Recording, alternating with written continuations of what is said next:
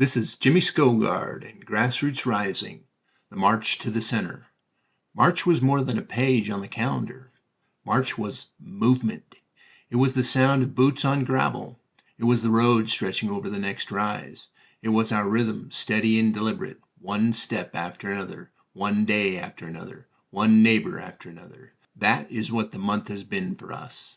Not just a march in name, but a march in practice, a movement towards the center. We begin this month with the simple truth: we are stronger together, as a method, as a way of building something that can actually hold.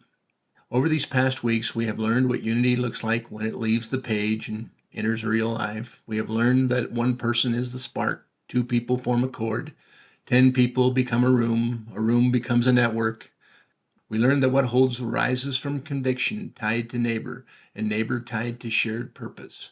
That is what the center is. The center is where the truth resides. It is gravity. It is shared facts. It is mutual respect. It is the place where neighbors sit down and say, here's what I see. Here's what I know. Here's what I want for our children. And here's what I'm willing to build with you. It is a steady ground where common purpose takes shape and real trust begins. This month taught us more than one lesson. It taught us what holds. A single strand can fray. A pair of strands can begin to grip. And a third, conviction, neighbor, and shared purpose. And now the rope gains a center. Now it locks. Now it can bear weight. The image stayed with me all month because Wyoming teaches us to pay attention to what works. The ridge does not care about what sounds good. The ridge only cares about what holds. It taught us how to protect trust.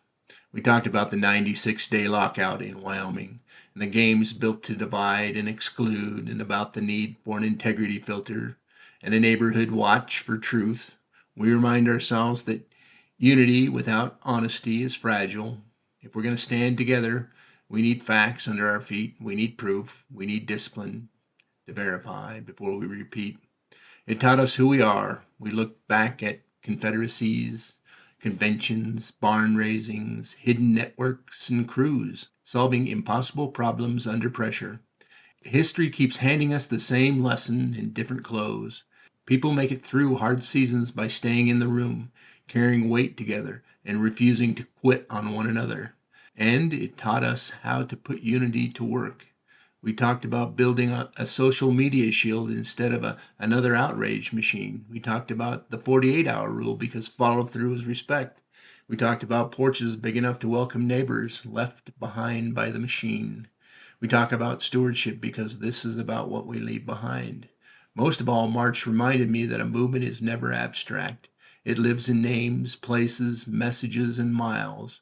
It lives in Ashley helping lay the groundwork in the east. It lives in Eric strengthening the digital porch in the center. It lives in Whitney out west and Wendy building the movement in the north. It lives in every person in between who shared a story, invited a neighbor, reposted a message, opened a room, or simply kept the thread from breaking. A statewide flame is built from steady hands in many towns, and that is why this final day of March matters. We close the month on new ground. We stand as connected sparks gathered into something stronger and steadier. For 31 days, we've learned how to bind ourselves to shared purpose, disciplined action, and trust. We have marched towards the center, and now we know where it is. The center lives in our people, our communities, and our shared purpose. It rises in our living rooms, coffee shops, fairgrounds, and town halls.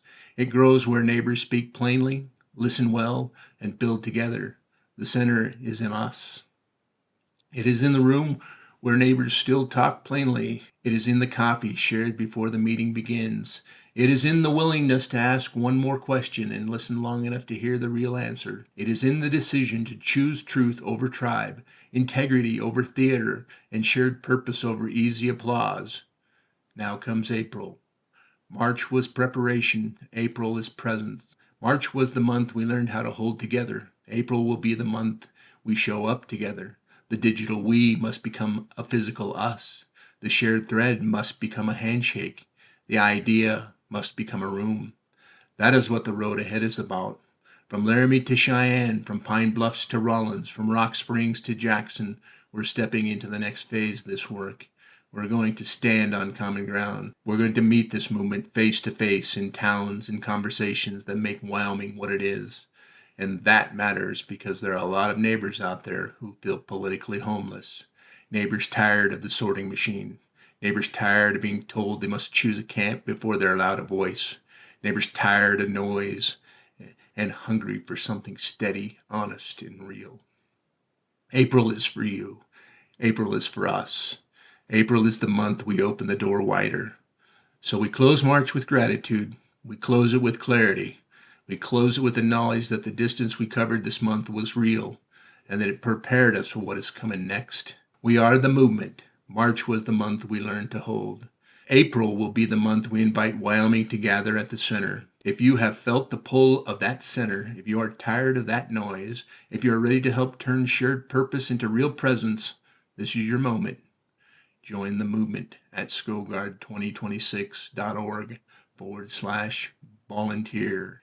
Today, we close March and we open April. This is Grassroots Rising, the march to the center. Thank you for listening. I'll talk to you tomorrow.